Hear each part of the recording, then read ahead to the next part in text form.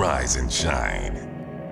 It's 6 a.m. and your hand can't make it to the alarm clock before the voices in your head start telling you it's too early, too dark, too cold to get out of bed. Muscles lie still in rebellion, pretending not to hear your brain commanding them to move. A legion of voices are shouting the unanimous permission for you to hit the snooze button and go back to dreamland. But you didn't ask their opinion.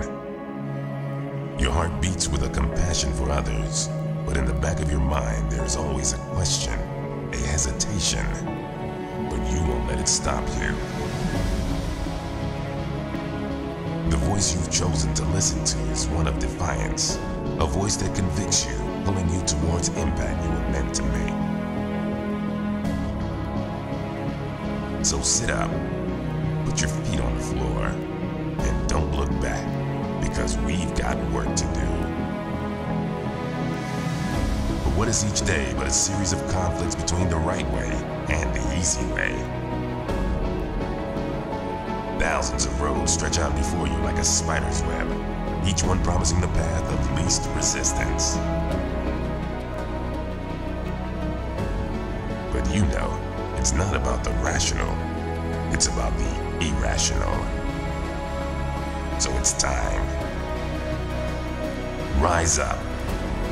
Step out. Become a difference maker.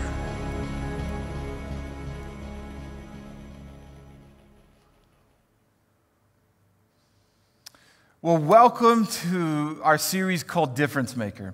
What we've been doing, if you've missed out, maybe you're a guest for the first time or you're just tuning in and listen, we've been talking about how to make a difference. I think you and I would agree that we need to make a difference, but not all of us are. Not all of us are making the difference we should, and honestly, when you speak about the world, when you look at the world, and there is just problem after problem after problem, I think we all agree that a difference is critical. We need to make a difference. So here's what we've been doing. If you've missed out, or just as a recap, we've been talking about a guy named Nehemiah. Nehemiah lived years and years and years ago.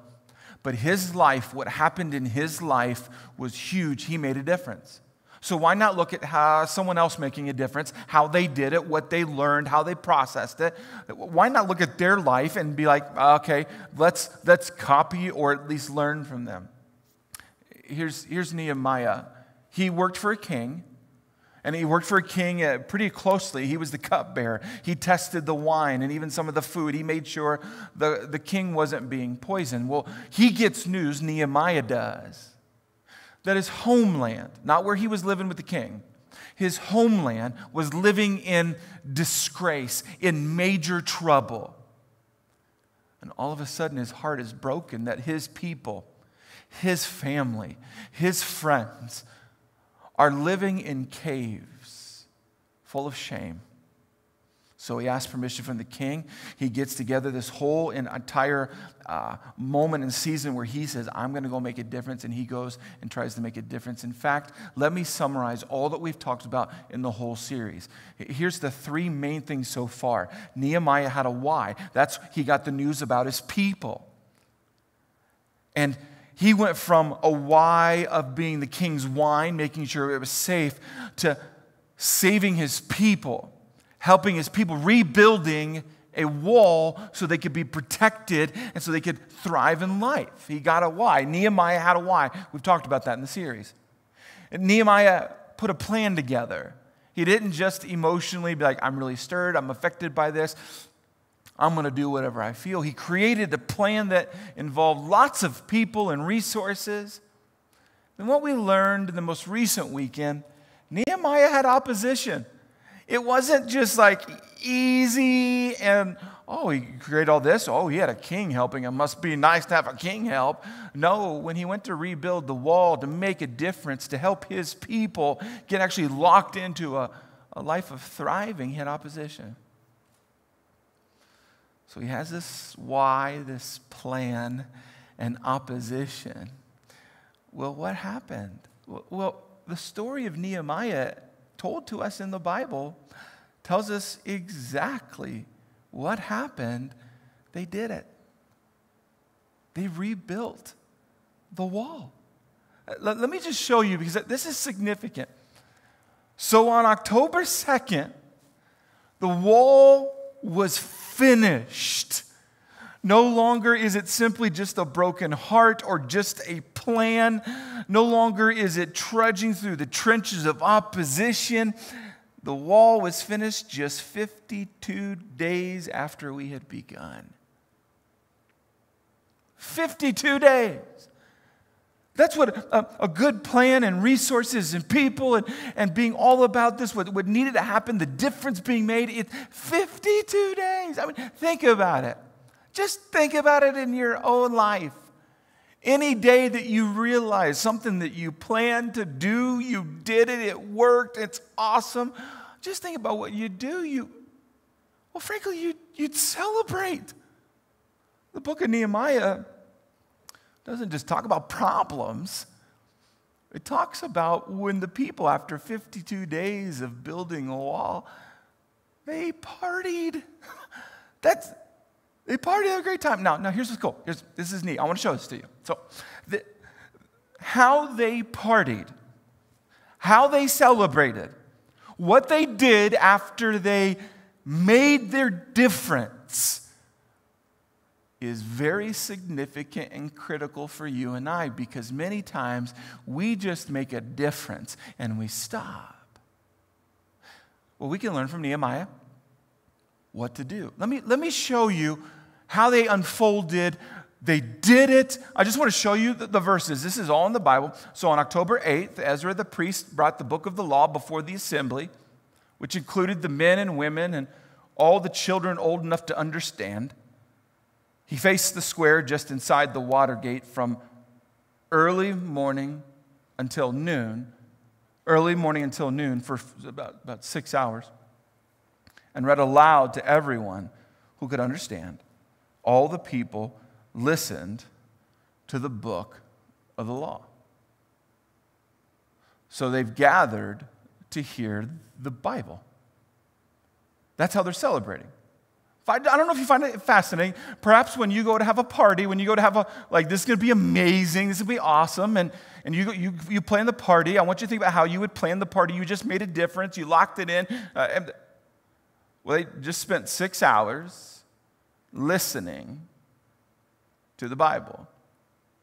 Well, it keeps going. The next day happens, actually. On October 9th, the family leaders of all the people, together with their priests and Levites, met with Ezra the scribe to go over the law in greater detail, to read the Bible some more. Well, that's not the end. In fact, the month progressed and they're having this party. In fact, what led after October 9th was a week of festivals, but reading the Bible. But watch, on October 31st, the people assembled again. And this time they fasted and dressed in burlap and sprinkled dust on their heads. Those of Israelite descent separated themselves from all the foreigners as they confessed their own sins and the sins of their ancestors. They remained standing in place. They remained standing in place for 3 hours while the book of the law of the Lord, their God, the Bible, was read aloud to them. Then for 3 more hours, they confessed their sins and worshiped the Lord their God. My guess is, if you make a difference, you get people rallied and resources, your heart's broken over matter, and you make a difference, you have success, and you're going to celebrate. You may have celebrated differently, but you and I have something to learn. Let me recap, because I just read you, I know, a ton of verses, and you're like, okay. Here's October 2nd, they completed the wall. I just want you to see that. They completed the wall. That's amazing. October 8th, they spent 6 hours listening to the Bible. And that's just not like adults. If you remember, there were children just listening for 6 hours to the Bible being read. Then the next day, the leaders got together and listened some more. And then it led them to a moment at the end of the month to just confess. See, many times when we study the Bible or we read or we just flat out learn from God, we don't read everything. We don't pay attention to everything. And you need to know this. You need to know that the way these people celebrated the victory of rebuilding the wall had everything to do with why the wall was broken down in the first place. See, the way they celebrated revealed what had gone wrong. Do you ever think about that? The difference that you need to make in your life, or the difference that needs to be made, that you and I would maybe over coffee agree, yeah, that needs to be different. Well, wise people don't just make a difference. They celebrate, and it's rooted in what went wrong in the first place. As you study this, it gets pretty significant. Because not only do they have a party, not only do they listen to the reading of the Bible, not only do they confess to God, which many of us do this, when we have these moments like, God, you're so good, and we confess, but they, and I'm not joking, this is in the Bible, you have to look at it yourself, they put into the Bible a signed agreement of not only are they going to do life differently, they drafted promises to God. And they wrote them out and agreed to them. Let me show you. Let me just show you some of this. The people responded to the confession, to the reading of the Bible. The people responded, in view of all of this, we are making a solemn promise and putting it in writing. When you put your promises in writing, there's some weight to that. On this sealed document are the names of our leaders and Levites and priests. So they go from hearing the Bible, soaking the Bible up, soaking it up, to then confessing their sins, and then they make some promises. And boy, you better believe the promises I'm about to show you not only mattered back then, but they matter right now. Let me show you the promises they made, because this is awesome. They didn't make a lot of them. They made a few of them. We promise not to let our daughters marry the pagan people of the land, and not to let our sons marry their daughters. In other words, they're saying we're going to pay attention to what influences us from now on. But this is not the only promise they make. We also promise that if the people of the land should bring any merchandise or grain to be sold on the Sabbath or on any other holy day, we'll refuse to buy it. Every 7th year, we will let our land rest, and we will cancel all debts owed to us. They're committing to this style of rest, but that's not, again, there's more promises being made. We promise to bring the first part of every harvest to the Lord's temple year after year, whether it be a crop from the soil or from our fruit trees. And they just spend a ton of time detailing this promise. In other words, we're going to give to God. In fact, they close it up this way. Let me show you. We promise together not to neglect the temple of our God. And they're talking about the way they gave. If you just, again, missed all the promises I just read to you, they have this celebration where they soak up the Bible, they're learning from the Bible, they're hearing from God, they confess their sins, and then they made 3 promises. Let me show them to you if you missed it. We will protect. They hadn't been. That's what led to the demise of this wall. The first problem, the reason the walls were down, one of the main reasons, there were 3, but one of the main ones, they had stopped guarding what influenced them. They let other people just teach them a bunch of junk, and they accepted it. They had stopped paying attention to what was being said to their kids, what was being said even to themselves. They just let anyone do anything they wanted, and they had stopped protecting. Does that not sound like today? They promised to rest. You notice some words like Sabbath, and they had started to just, it didn't matter if they were supposed to go to church or worship God or rest. It didn't matter. There was money to be made. There was places to go. So it didn't matter. All week long, they just went and did whatever they wanted to do, and they no longer rested. And also, they did not rest their land. If you're a good farmer, you know that you're supposed to let your land rest, or it will stop growing. The third promise they made, they said, we will give. They had stopped giving to the church, to the temple. And in fact, it had gotten pretty bad where the poor didn't have food because the temple was supposed to distribute it, but nobody was giving to the temple. And it was a massive breakdown. And that's what led to their demise. So they get back, they rebuild the wall, they soak up the Bible, they even confess to God. They even get in this place where they're like, God, we're so sorry for all of the things that we've done in the past. We know why people took us over and destroyed our city. We know what went wrong. And in fact, we so know what went wrong. God, we're going to make 3 promises to you. We're going to lock these promises in so much. We're going to write them down, signed, and they're going to get put in the Bible. What an amazing celebration. I wanted you to know how they celebrated. That this isn't just about rebuilding a wall, about making a difference, because when you make a difference, you should celebrate, and the celebration should be influenced by the problem that you originally had. And now you and I have this story of making a difference, and that you and I are supposed to not only make a difference, but to celebrate. Here's the problem. They celebrated, and then the page turned.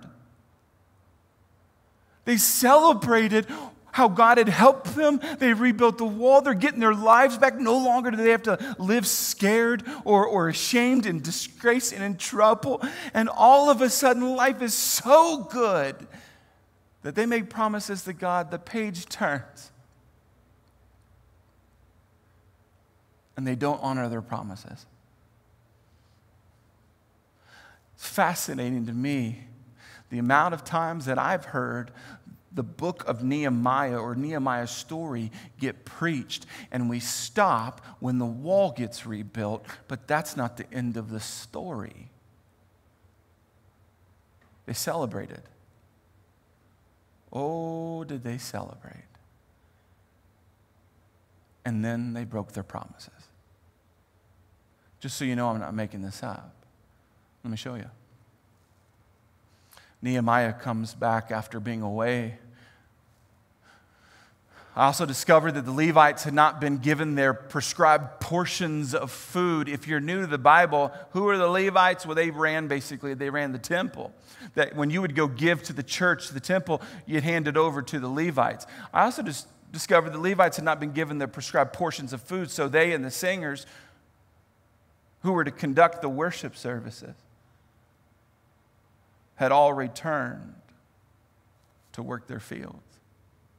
If you're not understanding, remember that those people who promised in the Bible that they would give to God, they would give to God, they would give tithes and offerings to the church. They promised it, but then they stopped. And not only did they stop, that meant that the worship leaders and the pastors had to then go find other jobs, which meant the worship services stopped. I think it just got really real. But that's not the only promise that they broke. In those days, I saw men of Judah treading out their wine presses on the Sabbath. They were working on the Sabbath. They were also bringing in grain, loading it on donkeys, and bringing their wine, grapes, figs, and all sorts of produce to Jerusalem to sell on the Sabbath. Remember, they had promised not to do this. So I rebuked them for selling their produce on that day. Do you remember? They promised not to do it. They promised to rest. And that's not the only promises they broke. About the same time, I realized that some of the men of Judah had married women from Ashdod, Ammon, and Moab. And you're like, well, who cares where they're from, right? You're like, it's no big deal to me. Well, in these places, it was notorious that they worshiped false gods, pretend gods, that they brought influence in. So you remember the promise that they would protect their children from outside influences that would compromise their understanding of God? It appears as though they broke that promise as well.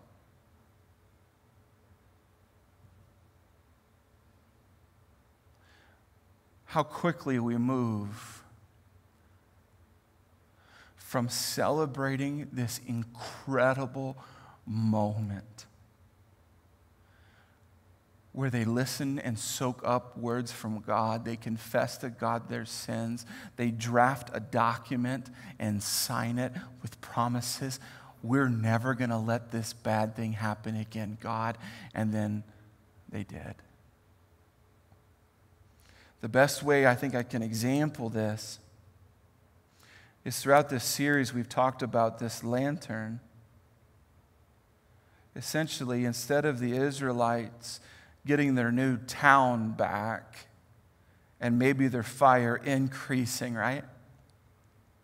As soon as they got their new town back,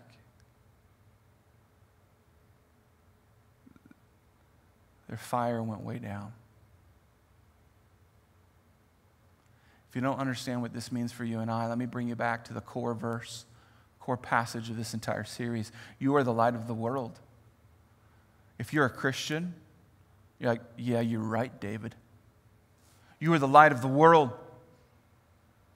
A town built on a hill cannot be hidden. Neither do people light a lamp and put it under a bowl. Instead, they put it on its stand, and it gives light to everyone in the house. In the same way, let your light shine before others, that they may see your good deeds and glorify your Father in heaven.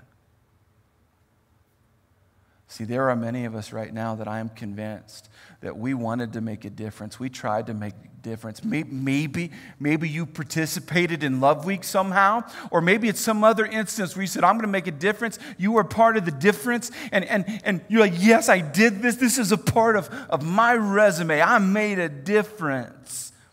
But since you made that difference, the light has already begun to flicker. I can tell you what happened with the Israelites. I can tell you what happened. The difference they made was in jeopardy of being a one-hit wonder. It was in jeopardy of just being this one moment. Remember that one time, that one story, when that one day we decided to go after something and we did it, but then afterwards we just kind of fell apart? That's called being a one-hit wonder. I mean, we know what a one-hit wonder is. Come on, some of our favorite music, right, is one-hit wonders. Or some of our favorite moments in life. When you think about the history of your own life, you go back to, I remember when that one cool thing that happened in high school or after I graduated. Or I remember when our marriage was awesome at that one season. One-hit wonder. If you don't know, if you're missing this, what I'm trying to explain, if you don't know what a one-hit wonder is, let me help, okay? One-hit wonder. Now, some of you might know these guys, and some of you're like, you know what? I don't. You think you might one-hit wonder. Let me help you know who these guys are. Yeah, I feel like I need to apologize to you right now. I'm so sorry. I just ruined the rest of your day. Because now that song is going to be stuck in. You've got these visuals of this stupid dance that people make us now do at sporting events and after a wedding, and we're like, I hate that song. But I think we all can agree. That's a classic, maybe the best example of a one-hit wonder. And if you don't know what happens when you are a one-hit wonder, you spend the rest of your life trying to have what you used to have. So let me ask you something. Are you going to be a difference maker? Or are you going to be a one-hit wonder? I feel like this is perhaps the most mature conversation we can have right now. Because I know in your heart you are aware of differences that need to be made.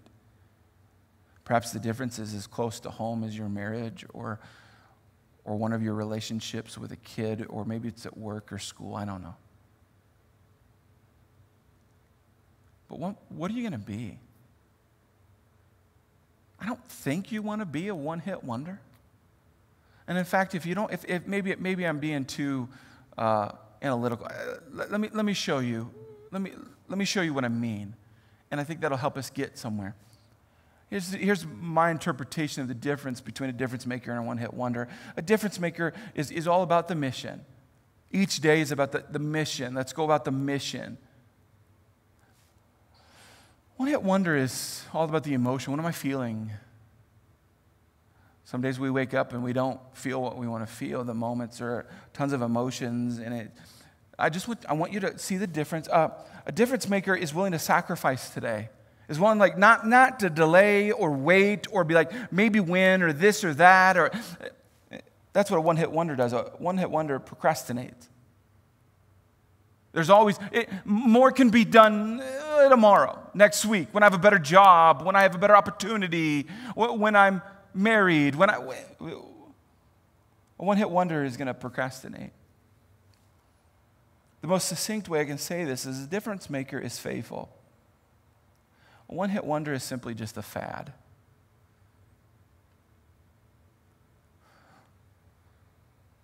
Can you imagine if what you know about your life, maybe what you know about this church, what if we're in danger of just being a fad?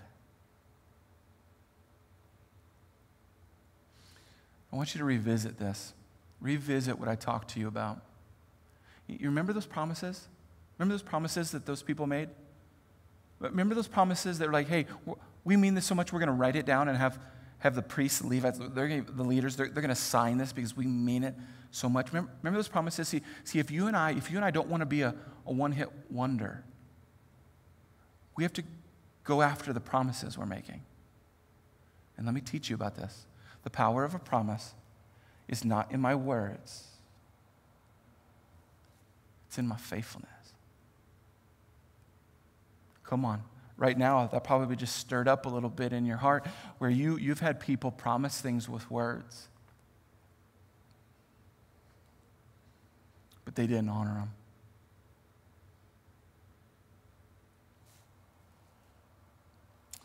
We need more faithful people. Making a difference is not supposed to be a fad. It's supposed to be a group of faithful people over and over. You know what your marriage needs? Not more promises. It needs faithfulness. You know what your kids need? Not more promises. Faithfulness. Businesses need more faithfulness. Schools, friendships. Come on, go down the list. To make a powerful relationship, to make a difference, pay attention to not the promises you're making, but the faithfulness that's backing up what you've already said. To help you make this better, to help you lock into this better, just an observation, a difference maker knows today produces what tomorrow needs. Let me explain this. A difference maker knows that tomorrow matters. In fact, the Bible tells us, by the way, not to worry about tomorrow because God has tomorrow. What we need is going to be there. But a difference maker knows that even though God has tomorrow, that we influence tomorrow. We impact tomorrow. And we know that today, the decisions we make today, the promises we make today, the faithfulness that we give today, what you and I invest in today, we know that today, how we live today, what we do about the problems, the issues, the concerns, the people that we love, we know that today influences tomorrow. A difference maker never forgets that. See, many people will break a promise because they think that maybe tomorrow they'll make another one to cover up the broken one.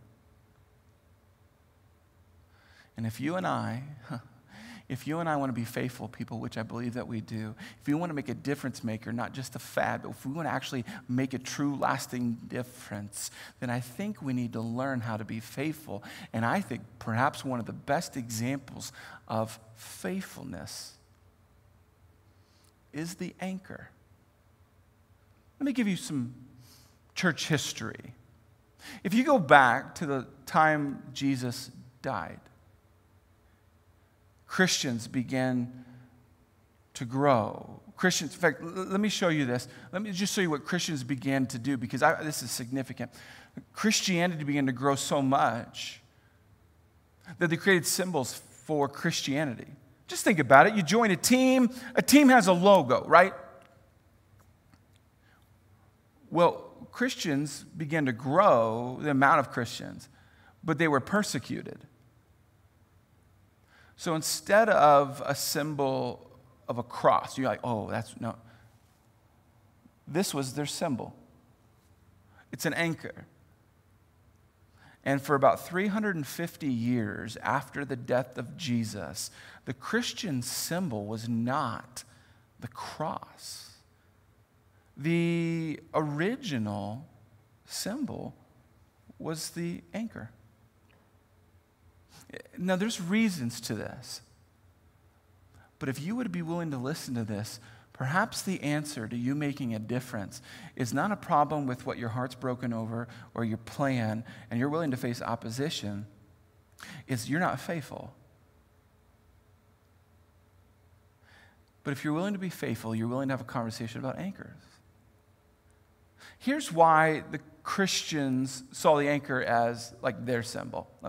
It's evidenced in the Bible, of course. We have this hope in Jesus, hope that God always tells the truth, that God doesn't change. We have this hope as an anchor for the soul, firm and secure. So for years upon years, Christians thought, okay, I love Jesus, I'm all about Jesus, but I got to be faithful to Jesus. And I find it huge that their answer was the anchor. So what if you and I tied all this together? What if you and I said, I want to make a difference, and I want to make a difference that lasts, so I want to be faithful? What would you anchor to? Well, what if our temptations are the same temptations as what faced the Israelites in the demise of their city? Let me show you. What if you and I anchored ourselves to this? What if you and I said, you know what, I want to be faithful in making a difference for the rest of my life?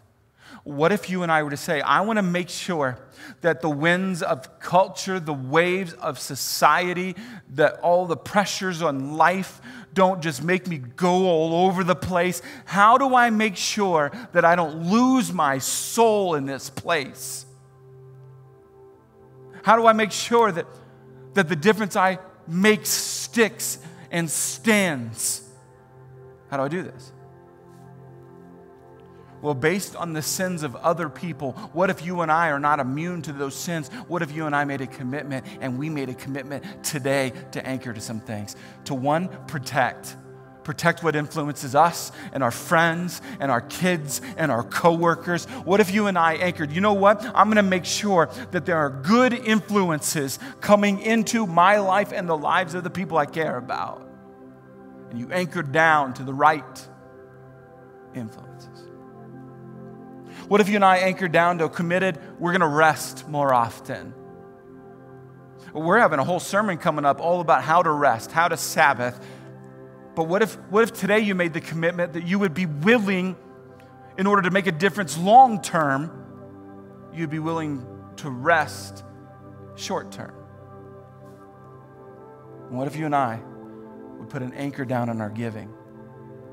Instead of committing to a tithe challenge and giving up, what if you and I stuck with it? What if you and I, if we've never done it, what if we started to give? What if you and I did not just say, oh, that was their problem? I would tell you, as pastor right now, in a season of life that I am enjoying, what if you and I said, you know what, maybe that's our problem as a church, as a city, as a nation, as a world? What if you and I would say, you know what, that's not their problem, that's my problem?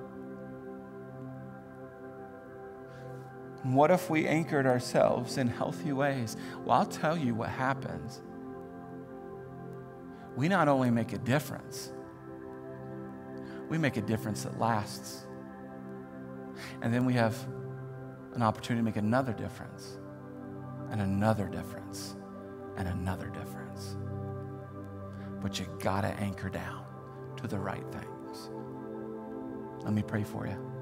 God, thank you for this story of Nehemiah. The details and history of it are profound. Lord, thank you for teaching each one of us how to be a difference maker, giving us all the necessary information to make this world a better place. But I pray for those who are willing to make a difference. Would you help them with what breaks their heart? Would you help them with the plan? Would you help them with the opposition? And mostly, God, would you help them be faithful to the right things? Help us to anchor down. God, use us to be a light to the world. We love you, and we pray this in the name of Jesus. Amen.